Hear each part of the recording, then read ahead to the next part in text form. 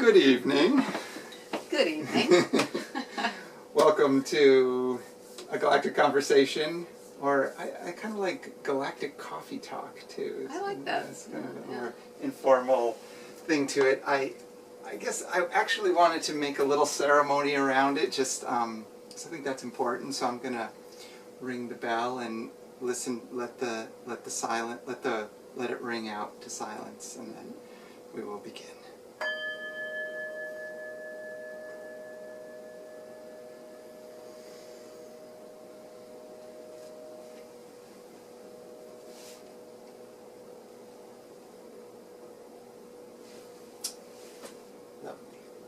Okay, so this is installment number 2, and the person to my right will remain nameless, for now anyways. She might want to come out at some point. But my name is Eric Drake. I am emissary for the Resonance Project Foundation. And I'm just trying to spread the good news about the nature of consciousness, and just move forward with the understanding of consciousness and what is there to do about it. You know, we're here, and in some people's view, things in the larger context of our culture aren't really going so well. We're destroying the biosphere and other great stuff like that. So I don't know, what do you have an idea of which way you want to start the conversation? We were just talking about belief and the sort of the overall framing of reality through belief. And also, I think we were talking a little bit about how do we know what we know? In other words, you know, we're given information when we go to school, when we read, you know, something in the news. We may believe or not believe that. We may have a different opinion about it, but how do we know anything, really? How do we know anything? I mean, we know this room exists because we're in it. We know that, you know, cars work because we drive them all the time. You know, I know India's there because I've been there, but I haven't been to Alaska. So, you know, I hear tell it's there, but how do I know?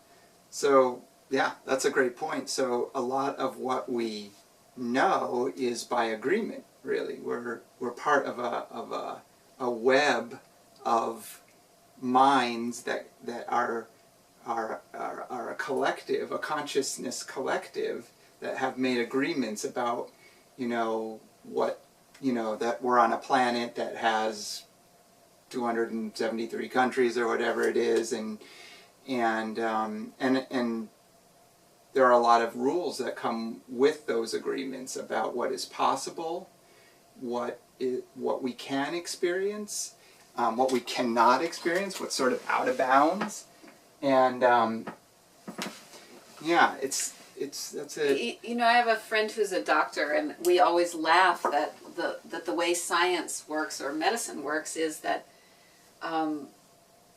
people always say, "Well, we used to believe, but now we know." But now we know. Yeah. But of course, you know, 10 years from now or 20 years from now, people will be saying the same thing. Well, we used to believe, but now we know. Yeah. So how do we know? How do we know? And maybe that actually is where we're hung up, or where the momentum for change is that maybe there is no really knowing, and what it comes down to is how flexible is your ability to change your beliefs so that you can grow and expand the amount of possibility that you can participate in, you know. And that is, I mean, that's huge. I think that's like, what could be better news than that there is an inherent, like, you know, we both like to quote the the beautiful Terence McKenna, that culture is not your friend, and that the cultural operating system is made of language and is inherently hackable. So this is how you hack reality, basically. That's what we're talking about. Like, and hacking in the best sense of the word, that, taking control, saying, I'm not going to just play by the rules that are, that I was programmed with, but I'm going to recognize that those rules are, a limited hangout. We were talking about this as well, this idea that, that when you define the parameters of the discussion, you're, I mean, I guess actually everything is a limited hangout, because in a way you can't know what's beyond the boundaries of what you know. It reminds me of two other sources of knowledge for me. One of them, long before the wonderful Terence McKenna, was Alice in Wonderland. And I remember in Alice in Wonderland, the Queen, tells Alice that she should believe something, and Alice says, I can't believe that, it's not true. And, or it's not possible. And the Queen responds with, why, when I was your age, I used to believe as many as 6 impossible things before breakfast. And that, what's really interesting about that is that if you can believe impossible things, you can do impossible things. And I think that's part of learning the rules. But the other thing that came to mind when you were talking is Werner Erhard used to talk about a train that's on a set of tracks, and it's headed where that set of tracks is headed. And he was talking about this in terms of politics, that, every 4 years people say, let's go over and get on this side of the train, because if we get everybody on this side of the train, then everything will change. And then 4 years later, everybody moves to the other side of the train. But the truth is, the train is going on the tracks, and it doesn't matter how many people you get on one side or the other until you change where the tracks are going or lay some new track. And laying new track is, in fact, one of my other real heroes was Buckminster Fuller. And one of the things that I loved about him was that he made up words for things that he could think of that had not yet been articulated, or hadn't been articulated with the degree of specificity that he wanted to communicate. Oh yeah, so important to, I mean, if you're going to hack language, then you have to invent it. You have to invent it.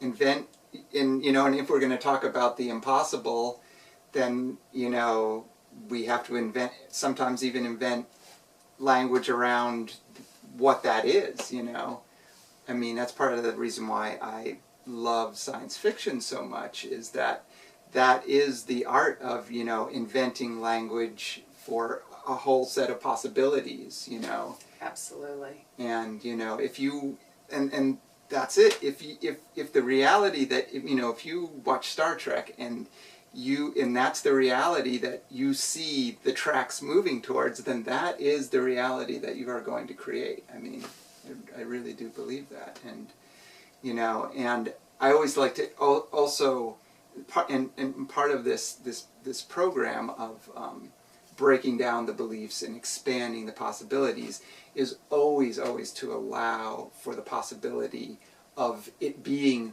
more amazing, more interesting, more interconnected, more everything than the limit of where your imagination can bring it. Right. I think that's,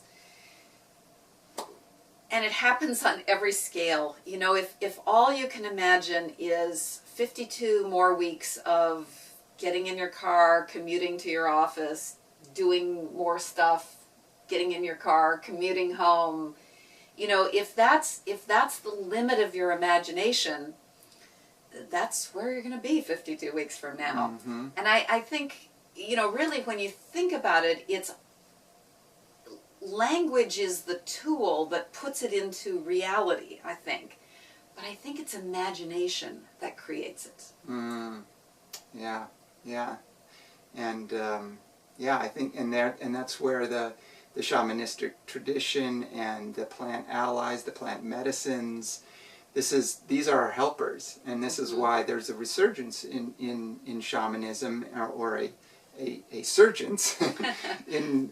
Right, it's returning, because I think it's deep in the Western culture too. I mean, if you want to trace Western culture back to Egypt, you know, then there's the mystery school, through Hermes and Thoth, Hermes Trismegistus to the Greeks, and in fact, well, I have it. It's toilet reading right now, but I've been reading the Hermetica, which is a compilation of the teachings of Hermes Trismegistus, aka Thoth, or Thoth, I don't know, Toth, I guess. There's many pronunciations. But yeah, a mystical tradition and the mystical tradition, the shamanistic link is the link to what is beyond the words, because the source of all that is a source which is pure potential, contains all possibilities, but has no language, is completely still, is completely, well, I think geometrically speaking, and then I'm just getting to this in my own kind of studies of geometry, is that it has a description, but it's at least fourth dimensional and higher, four spatial dimension. I think that the next most pertinent realm, and the realm from which the three spatial dimensions that we normally experience emanates.